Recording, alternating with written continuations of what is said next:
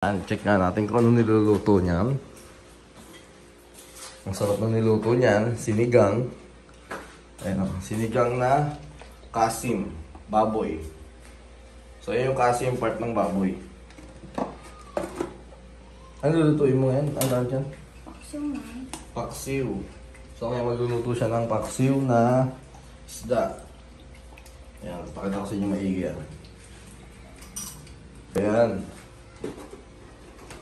So, nilagyan niya ng ceiling green. Iba kasi yung paksiw dito sa amin eh, sa Imus, yung sa Negros, iba din. Nilalagyan ng toyo. May toyo. Nilalagyan din ng asukal. So, yan, medyo manamis-namis na maasim-asim.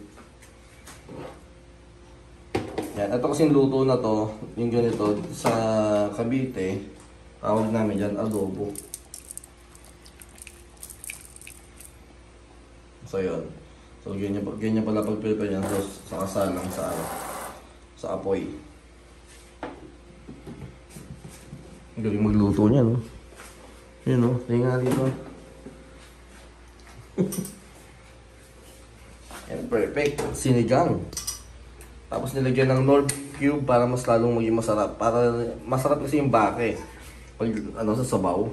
Pwede rin kayo maglagay ng chicharon dyan sa mga ganyang style ng luto ng sinigang. Yan, sinalang na.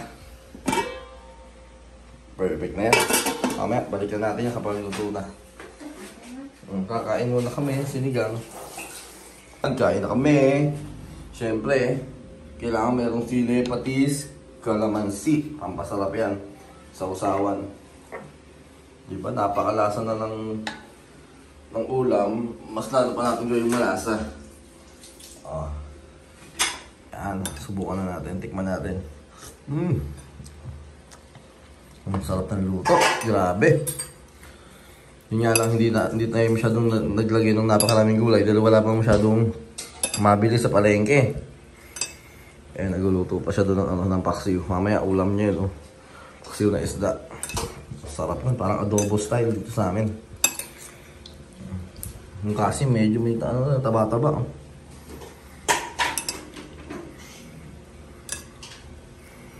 Okay, yan. Ito, ipigain natin to. Yan, style. Ito naman eh, gawain ko lang. Pigain mo ka naman yung pates. Bago ipigain mo sili. Nay, panalo na yan.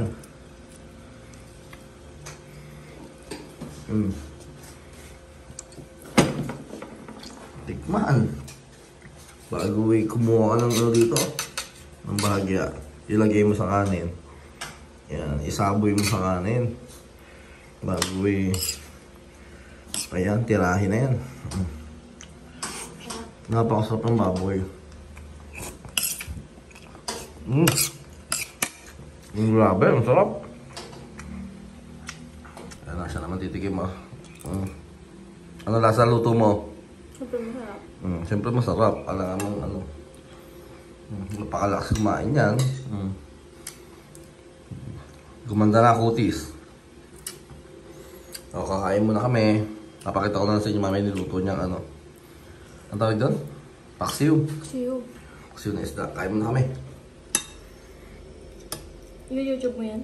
Yan. So, ito na yung kinalabasan ng paksiw. So, yun yung style sa kanila. Medyo, tawag dito, yung tuyo siya. At saka medyo may pagkamalakit kasi nilagyan ng asukal. So, yan. Saka ang bango niya, in fairness. And then, sabi nila maganda daw ito bago kinabukasan piprito nyo. Oh, di ba? Astig yan. Sarap yan, no?